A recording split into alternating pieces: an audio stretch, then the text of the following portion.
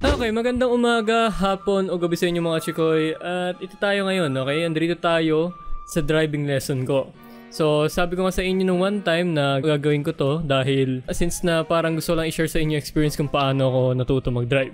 Okay, so hindi ko na-record yung first day since na we're getting to know each other pala ni Kuya Jason. Yun yung driver instructor ko. But ang ginawa ko lang naman ng una is inintroduce niya lang ako kung ano yung meron sa kotse, sa interior niya, anong ginagawa ng gear, ng handbrake, ng manubela, lalo na yung yung pedals kasi sa manual, 3 ang pedal. Okay? So, yung drive ko. Let's go. Ang pagkaalam ko, ito ay isang Toyota Wigo. Okay, yun yung model ng kotse. At manual ang kanyang transmission. Ibig sabihin, 3 yung pedal niya. Gusto ko kasi manual kasi yung automatic, saglit na lang pag natuto kang mag-drive ng manual since na 2 pedal lang yun, gas brake ka lang naman din dun . Also, ang pangalan ng instructor ko, gaya ng sinabi ko, ay si Kuya Jason. Okay? At siya ay mahigit 30 years na nagda-drive. Okay? At sa 30 years na yun ay no accident ang nagawa niya. Which is good yun. Okay, kung curious kayo, kay Jason is brake lang, okay? Brake lang yung kanya. Wala nang iba.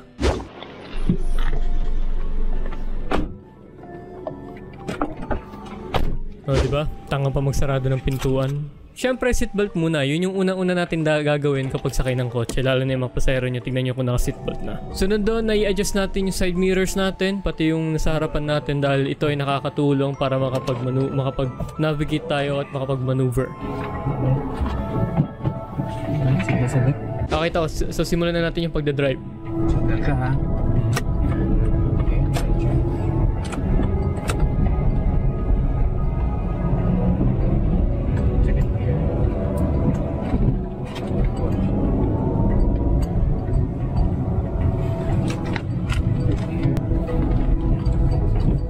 Okay, ang mangyayari sa second day natin ay pag-aaralan natin ang reverse at parallel parking.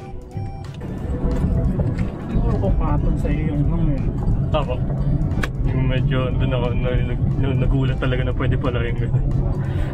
Ang paghangin kasi sa madaling salita is parang hindi ka umaabante at umaatos pag nakatigil. Or lalo na pag naka-inclined or nakababa yung kotse mo. Yung steer ko, gitna na tayo. Sige. Si one way to, no? So, parking space. Bicycle lane. Oh. Yan, akala ko kasi one way yung daan kaya nasa kanan ako. One way lang pala. Second gear ka. Mali pa. Bitaw ka agad. Basta gradual lang siya. So papansin nyo, biglang binitawan ko kasi yung clutch kaya parang like nabigla yung gear, sumubsob kami. So just to keep in mind lang yun. Saan nakita mo yung right baka may doon dahan push yung konti ganda Lexus tayo diretso ha alam na yung hang diba? Kasi magkahang sa kanto may pagdating dyan sa mga curb line na yan slow down ka then katulad yung ginawa ko kanina medyo engine brake second gear hindi ka tatakot ng brake. Okay, hindi ka na matkumatro. Good. Turn. Okay. Doon tayo sa doon sa kanto. Tayo sa hangin. Okay. Hangin ka. Sisignal ka dyan sa right. Pagdating sa kanto. Pagdating sa kanto. Ito banda. And then, diretso tayo. Okay. Sige, push. Signal sa right. Okay. Ang konti. Down ang clutch. Then brake ka sa kanto mismo. Okay, go back to number 1. Okay, hang ka. Ito yung hangin yung ginagawa namin and yung sound na naririnig nyo is I believe yung gear or yung tambucho. Hindi siya yung like mataas yung ideal ng kotse. Siguro para malaman mo kung yung kotse is may problema or let's say yung gear niya hindi ko makagat. Parang ganun. Tinayos na masyado. Sige, no? Patay ka. Lahat. Ulit. Tingnan gas yan. Good. Yan, sige, no?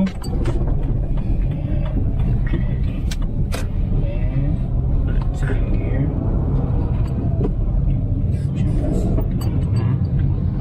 Yung pag-release ng clutch, doon ka palang tatapak. Okay. Kasi pag nauna yung gas, tapos binitaw mo yung clutch, you ganun siya. Yung tatay ko kaninang Yes,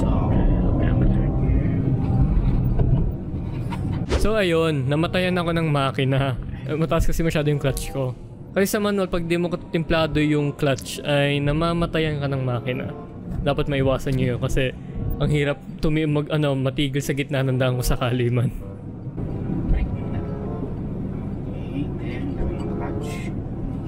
Okay, brakes align. Brakes align. No, sumobra ako. Unti-unti makamadaan lang guys. Half clutch ulit. Go. Ayan. Siya konti-konti lang. Ayan. Second gear. Okay. So, kailangan hindi siya umiiyak. Third gear. Tinuran ba katang para rin? Hindi pa. Di ba po? No, hindi pa ako nag sa parking. Hang lang. Hang pa lang po. Ngayon, subukan namin ng parking, which is really excited ako dito.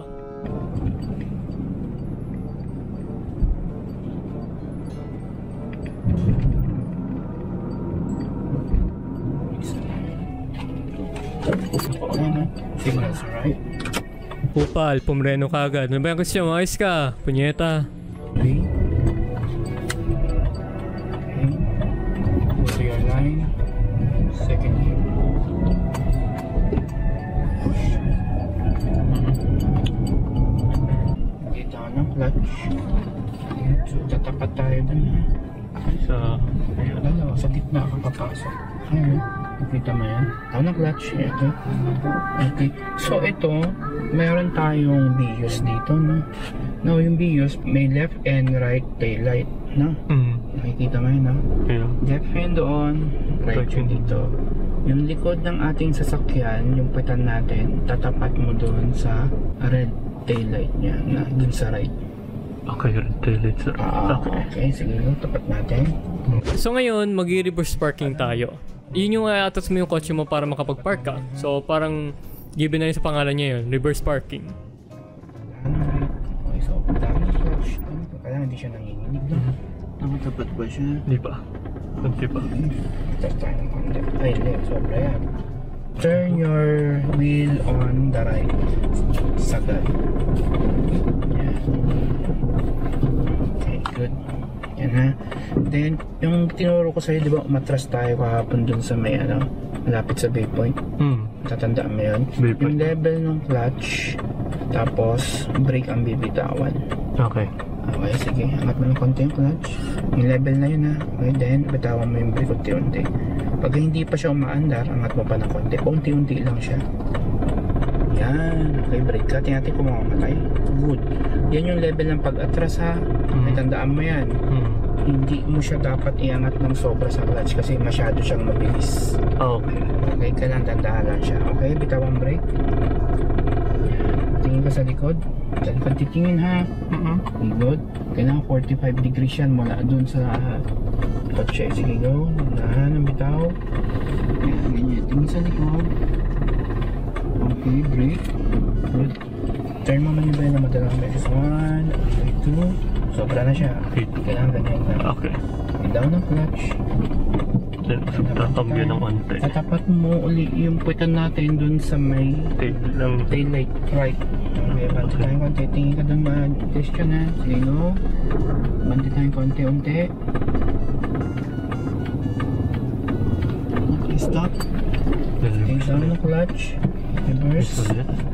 Okay, ganito naman to. Pag ayaw pumasok ang cambio, to double clutch mo siya. Ibig sabihin, angat mo, pero naka-neutral yun.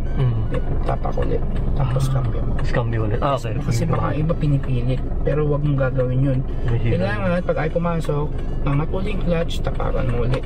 Pakakulang sa tulak. Ganun lang yun. Okay. Okay, turn mo ulit yung manibelum sa right. Good. Yan, okay. So, atras tayo. So, kunin mo yung level kanina.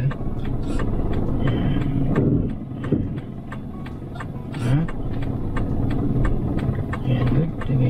Okay. Siyempre brake. Move muna siya po unti-unti. Okay. Yan, good. Okay, pag nakita mo yung harap mo, na straight. Harap ha. Okay na. Habang matras ka, okay. There you go. Okay. Ligay konti ka.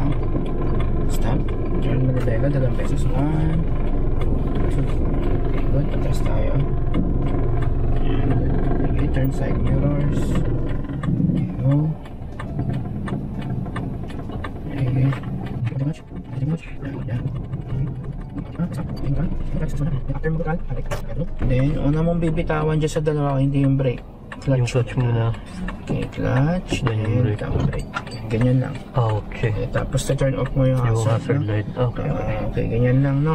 Yan, tingnan mo, pasok ka doon sa link. Galing. Galing, diba? Hindi ko expect na pusok yan. Expected, diba? Oo. Kasi yung movements natin, yun lang. Yun lang talaga. Hindi ka masyadong register, diba? Ito kasi medyo malaki pa ang allowance eh. Pero yung masama yung medyo may ipit. Sa mall, ganito ang secret dun ha. Kasi tinapat natin yung pet natin doon sa right tail light eh. I-adjust mo pa ng konti. Gitna nung ilaw. Bawa ito yung ilaw niya. Ito yan ha. Yeah. Okay, ito yung ilaw niya. Bawa yan. Yung kanina puwetan, ito yun. Tinapat mo dito yun. Ganapat ko yun. Yeah. Sa mall iba. Kalahati na. Para sumakto ka dun sa pag Yes. Okay. Kasi dikit yun. Dikit masyado ba? Dikit. Ngayon, palabas sa parking, simple lang. Tignan nyo. Hindi mo siya kita, di ba? Hindi mo kita yung parating. So pagka-abante ka, galing ka sa parking, brake muna, tatapakan. Brake muna. Yan. Tapos down ng handbrake. Okay, then clutch ka. Then, 1. Isa. Okay. So ilalagpas mo yung side mirror mo doon sa puwetan ng sasakyan. Puwetan ng sasakyan. Puwetan lang nila. Yun lang. Okay. Simple. Sige, diretso mo lang. Huwag ka muna liliko. Okay. Yan. Okay, good. Yan. Kunti pa. Kasi medyo, dyan yan. Kunti-kunti na. Mag-adjustment ka lang ng konti. Yan pagka nasilip mong gumaan yan, pwede ka namang gumaan yan. Para makita Clear mo siya. Okay siya. So pwede ka tumurn ng left on right kung saan ka pupunta. Pero pumunta tayo sa right kasi tuturuan kita mag-parallel dun sa dalawang sakyan na nandun. Next up is yung parallel parking, which is kinda challenging. But hey, it's a good experience. Ito may proper din dito. Panti tayo ng konti. Okay. Tapat mo din yung puwet mo dun sa puwet ng Montero. Ito Montero. Okay, good. Yan, tapat na siya. Reverse. Parallel parking to ng left ha. Okay, ganun ay pumasok. Yan, good. Yun.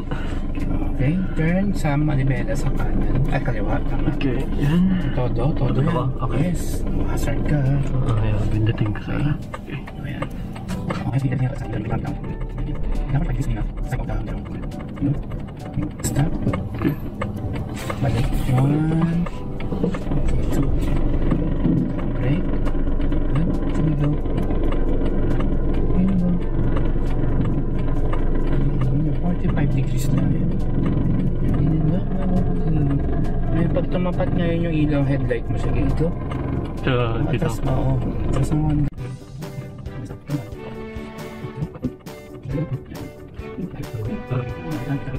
Hindi pa.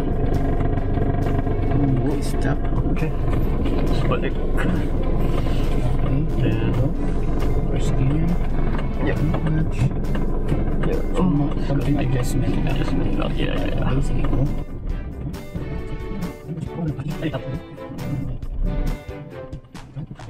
Tingnan mo kung malapit.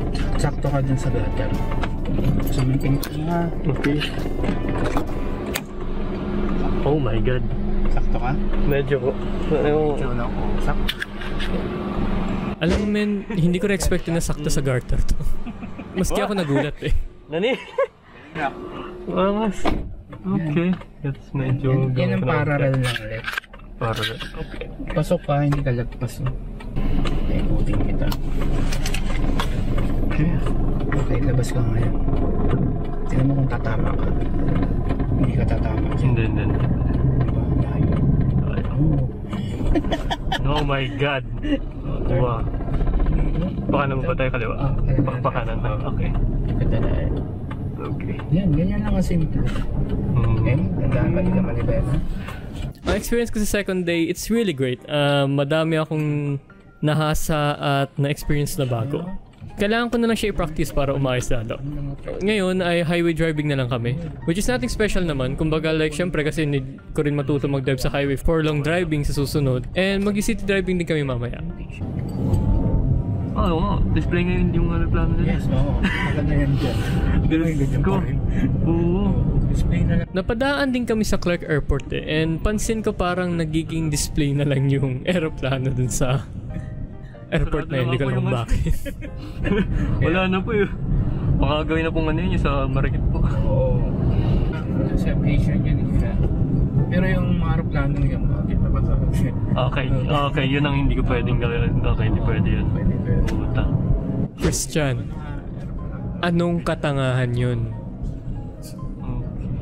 Wag na wag kayong madidistract sa daan. Kupal tawag yung susundan to. Yes, ni kuya. City driving. Ito na yung city driving. Ito, city driving na kami. Challenging to kasi since na maraming hazard sa paligid. But, I manage. Tinitawan mo siya ng bigla, ganun siya. Pero pag hinap mo lang, pag naka-first gear, ay tumatakbo ng konti-konti. Ganun siya, wala siyang ganun. Wala siyang ano. Oo. Okay, okay, second gear. Sana push. Oh. So yun ang second day ng driving natin. Hopefully nag-enjoy kayo dahil nag-enjoy ako. So, i-upload ko sa susunod na mga araw yung day 3 hanggang day 5. Kasi day 2 na tayo sa totoo lang. Hindi ko na-record talaga yung first day niya. But yun, hopefully nag-enjoy kayo at sana may natutunan kayo kahit paano. At makita nyo kung paano maging bobo sa daan. Expressway to heaven. Anyway, yun lang. Thank you so much. Ingat kayo palagi. Sayonara.